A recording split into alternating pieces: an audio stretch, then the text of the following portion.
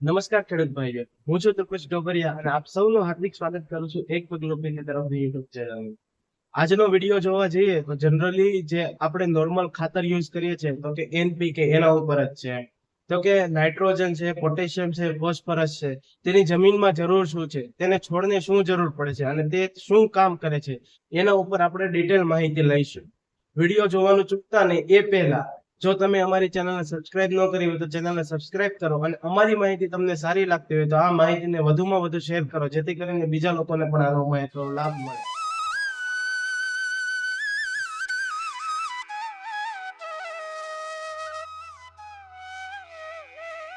આપણે જેમ આગળ વાત કરીએ એટલે કે NPK, તો કે જોવા જઈએ તો કે NPK ઘણા અલગ અલગ ફોર્મમાં આવે છે, એમ કે 1261 છે, 0050 છે, 05234 છે કે 1919 છે, એવા વગેરે અલગ અલગ ટાઈપમાં ઘણા બધા ખાતર આવે છે.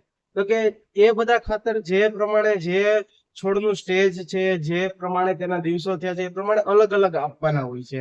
તો કે 1919 છે તો કે વૃદ્ધિ વિકાસ માટે છે, પછી 05234 છે તો કે એ ફૂલો અને ફળ આવવાનો સ્ટેજ હોય એમ, તો કે અલગ અલગ માટે છે. તો કે એવી જ રીતે જોવા જઈએ તો કે NPK માં પહેલું તત્વ એટલે કે નાઇટ્રોજન. તો કે નાઇટ્રોજન ની શું જરૂર પડે છે, તો કે મુખ્યત્વે જોવા જઈએ તો કે આ ત્રણ મુખ્ય તત્વ કે જે આપણે પોષક તત્વોમાં ખૂબ જ જરૂરી છે. તો કે નાઇટ્રોજન છે એ વનસ્પતિને પોતાનો ખોરાક એટલે કે ક્લોરોફિલ જ્યારે નિર્માણ કરે એના માટે બહુ જ જરૂરી. જ્યારે નાઇટ્રોજનની ઉણપ થાય ત્યારે આપણો છોડ પીળો પડી જાય છે. એટલે કે આપણે જનરલી જોયું જ હશે એમ કે એલું થાય એટલે કે એક સાથે ઝાઝા દિવસ કે બહુ વરસાદ પડે તો આપણો પાક જનરલી પીળો પડી જતો હોય છે. ત્યારે આપણે એમાં એમોનિયા અથવા તો યુરિયાનો ઉપયોગ કરીએ છીએ. શું કામ? તો કે એમોનિયા, યુરિયા છે એ વન ટાઈપ ઓફ નાઇટ્રોજનનો સોર્સ જ છે. તો કે તેનાથી આપણા છોડને નાઇટ્રોજનની જે ઉણપ છે એ પૂરી થાય છે અને તે પોતાનું કામ સારી રીતે એટલે ફરીથી લીલો થઈ જાય છે. આ સાથે એ ઘણા બધા નાઇટ્રોજનના અલગ અલગ સોર્સ છે. આપણે ખબર છે કે એમોનિયા છે, યુરિયા છે, DAP છે, આ બધા આપણે જોવા જઈએ તો કે નાઇટ્રોજનના જ એક અલગ અલગ ખાતર છે, પણ એ વધતા ઓછા પ્રમાણમાં તેમાં ટકાવારી આવે છે. એટલે કે જે પ્રમાણે આપણી જરૂરિયાત હોય તે પ્રમાણે આપણે તેનો ઉપયોગ કરવા જઈએ છીએ.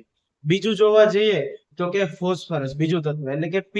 તો કે ફોસ્ફરસ શું કરે છે, તો કે ફોસ્ફરસ વધુમાં વધુ છોડમાં ડાળીનું ફૂટે છે, મૂળને મજબૂત કરે છે, ફૂલો લાવવાનું વધારેમાં વધારે ટ્રાય કરે છે. તો કે એ છે ફોસ્ફરસનું કામ એમ. તો કે ફોસ્ફરસના કારણે છોડમાં વધુમાં વધુ ફૂલો લાગવા, વધુમાં વધુ ડાળો ફૂટવી અને તેના મૂળનું સારી રીતે બંધારણ થવું અને છોડ જે વાંકાચૂકો થઈ જતો હોય તો કે એનું ટટ્ટાર રાખે છે. તો કે એ ફોસ્ફરસનું કામ છે. તો કે એના માટે પણ આપણે 1261 છે એવા વગેરે વગેરે જે અલગ અલગ કોમ્બિનેશન આવે છે તેવા ખાતરનો ઉપયોગ કરી શકીએ.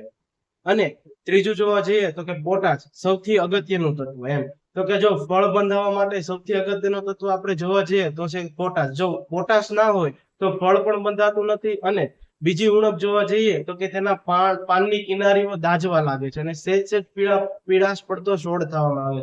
એટલે સમજવું કે તેમાં પોટાશની ઉણપ છે. પોટાશ એ રહ્યો તે ફૂલોને વધુમાં વધુ ફળમાં કન્વર્ટ કરે છે, ફળનું વજન વધારવું અને આવા અલગ અલગ વગેરે ક્ષેત્રોમાં તે કામ કરે છે. બસ ખેડૂત ભાઈઓ, આજના વિડીયોમાં આટલું જ. વધારે માહિતી માટે મળતા રહીશું આપણે આગળના વિડીયોમાં. ત્યાં સુધી જય જવાન, જય કિસાન.